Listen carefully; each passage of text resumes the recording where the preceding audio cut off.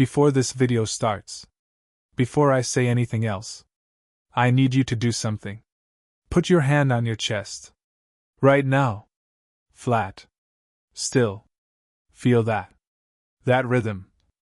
That quiet, persistent, completely ordinary rhythm has been there through every financial decision you have ever made. Every time you checked your account and felt sick. Every time you smiled at a dinner table while doing panic math in your head. Every time you said, "I'm fine," to someone who almost asked the right question. Every time you fell asleep pretending tomorrow would somehow be different. It was there. It is there right now. And here is what I want to know. Not your net worth. Not your salary. Not your debt or your savings. Or the number you tell people. Versus the number that's actually true. I want to know one thing. When your heart beats at 7 a.m. tomorrow morning, in that 1 second before you remember what your life is, what does it feel like? Not what it looks like. Not what you tell people it feels like. What it actually feels like. In your chest. In your stomach. In the part of you that exists before the performance starts. Because I have been studying that feeling. Not the money. The feeling. For years. Like someone about to step into cold water.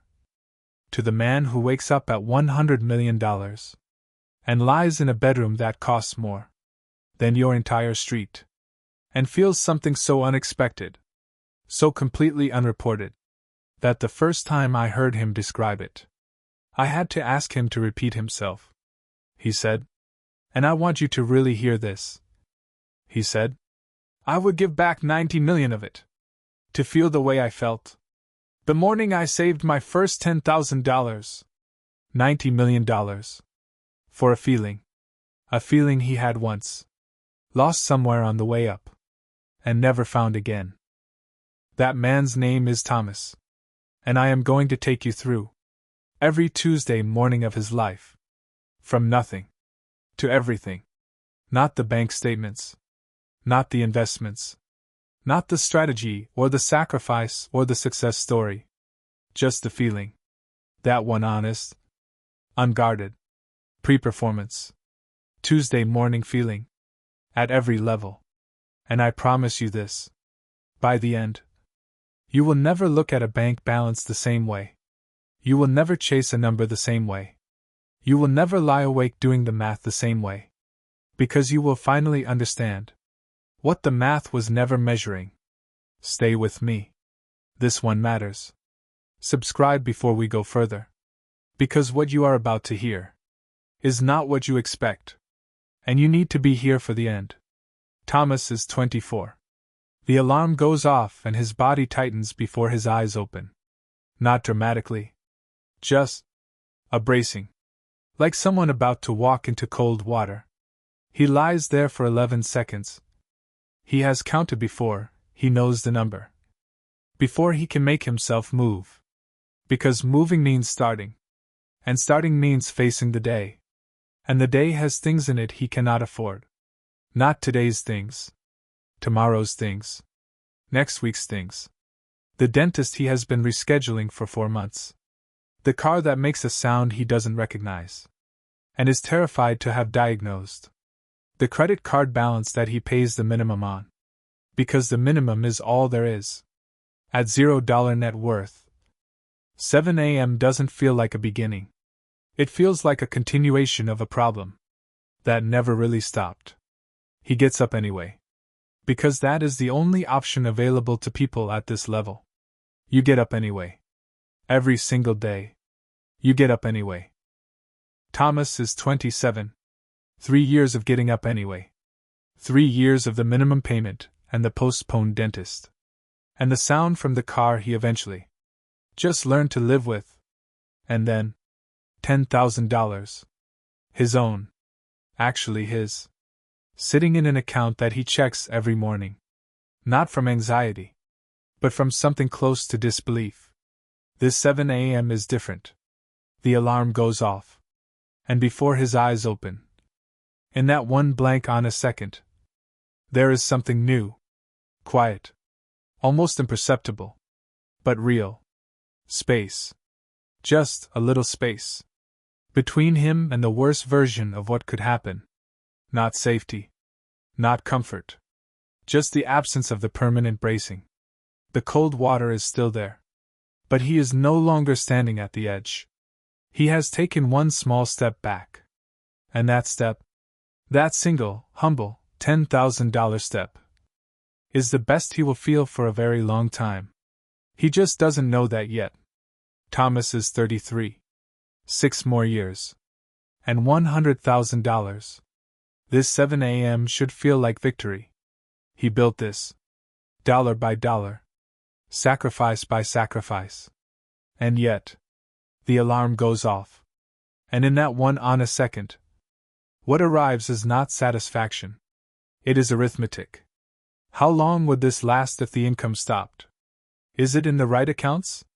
Should he have invested more last quarter? Is $100,000 even enough? Is it? Most people don't realize this. The first thing wealth teaches you is not confidence. It is the acute awareness of how much more there is to lose. Thomas gets up, checks 3 accounts before breakfast, goes to work, tells no one how much he has, because somehow, having money feels like a secret you must protect from a world that will find a way to take it. This is the level nobody warns you about. The one where you finally have something, and immediately become afraid of the thing you have. Thomas is 41. The alarm goes off. And something is different.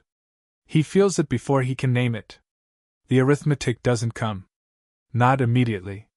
For the first time in 17 years of adult life. The first conscious second of his Tuesday morning is just quiet.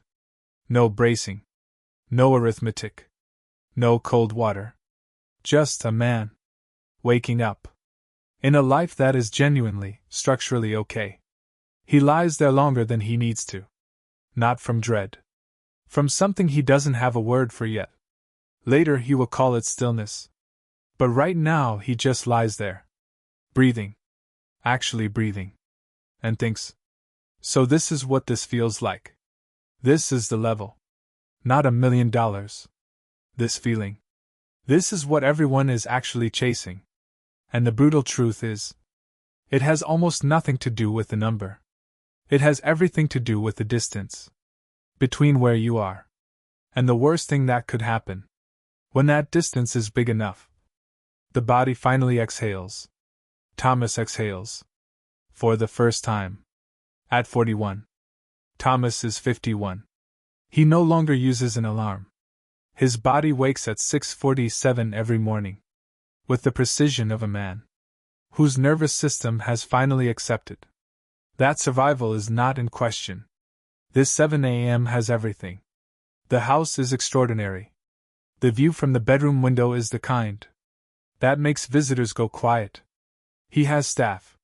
He has options. He has, by every measurable standard, made it. And in that one honest second, before the day arrives, what comes is something he has never told anyone. A question. Low and persistent. Like a sound from a car he doesn't want to have diagnosed. Who would be here if the money wasn't? He looks at the people around his life. His world has filled with people. Since the money grew. New friends. Old friends who changed. Family members whose calls became more frequent. Everyone warmer. Everyone closer. Everyone interested. And Thomas cannot always tell anymore where the interest ends and the person begins. This is the tax they never show you. The one that doesn't appear on any statement. Wealth at this level quietly poisons the well of every human connection it touches. Not always. Not completely. But enough. Enough that Thomas lies in his extraordinary bedroom, with his extraordinary view, and feels something he has not felt since $0. Alone. Differently alone. But alone. Thomas is 61. He wakes before dawn. Sits at the edge of the bed. Does not check his phone. Does not review accounts. Does not think about money at all. Because at this level, money has become infrastructure. Like electricity. Like gravity. You don't think about it. It simply exists. And what fills the space where money used to live? Where the anxiety used to live? Where the arithmetic and the bracing and the cold water used to live? Is something nobody prepared him for. The question of what any of it was for. Not regret. Not ingratitude. Just the enormous, quiet, unanswerable question of a man who reached every destination he ever set for himself, and is sitting in the silence of arrival, wondering why arrival feels like this. He thinks about the $10,000 Tuesday, the one at 27, where he woke up and felt that small, humble space between himself and disaster.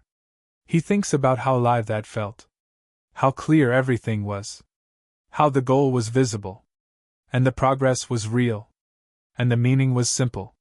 He would not go back. He is not foolish enough to romanticize struggle. But he understands something now that he could never have understood then. The $10,000 morning was not a stop on the way to something better. It was the first morning he ever felt the thing he was actually chasing. He just didn't recognize it. Because he had more left to want. And wanting, purposeful, directional, hungry wanting, is its own form of alive. Here is what this Tuesday morning experiment reveals.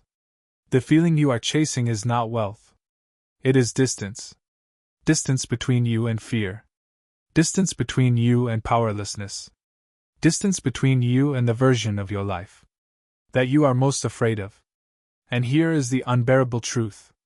$10,000 creates distance. $100,000 creates distance. $1 million creates distance. But somewhere between the million and everything above it, money stops creating distance and starts creating a different kind of exposure. Exposure to loneliness. Exposure to meaninglessness. Exposure to the question every human being is most afraid to ask themselves, with nothing left to blame the answer on. Is this enough? Am I enough? Was this what I actually wanted? At zero, you cannot ask those questions. Survival is too loud. But at $100 million, survival goes completely quiet. And the questions fill every single inch of the silence. Thomas is 63 now. He funds a school. Not for the recognition. For the Tuesday mornings. He goes twice a month. Sits with kids who remind him of himself at 24. The bracing. The cold water. The getting up anyway. And he feels something in those rooms that his extraordinary bedroom cannot give him. Purpose. Directional. Hungry. Alive. He told someone recently. Quietly, without performance. I spent 40 years building toward a feeling. I had that feeling at 27. I just didn't know it was allowed to be enough. I just didn't know it was allowed to be enough. So let me ask you one more time. Tomorrow morning. 7 a.m. That one honest second before the day arrives. What do you want it to feel like? Not in 10 years. Not when you reach the next level. Tomorrow. Because that feeling, the one you are building toward, might be closer than you think, and further away than you realize. At exactly the same time. Drop a comment and tell me. Which 7 a.m. hit you the hardest? Which one felt like your life right now? Which one scared you? Be honest. The comments on this video are going to be more valuable than the video itself. Subscribe. Because every video on this channel is built the same way this one was. No formulas. No recycled structures. Just the truth about money. Told in the only way that actually changes anything. Through story. Through feeling. Through the parts of your financial life that the spreadsheets will never reach. Share this with someone who is sacrificing their entire present for a future feeling they could access right now. If someone just told them it was allowed, tell them it is allowed. See you in the next one.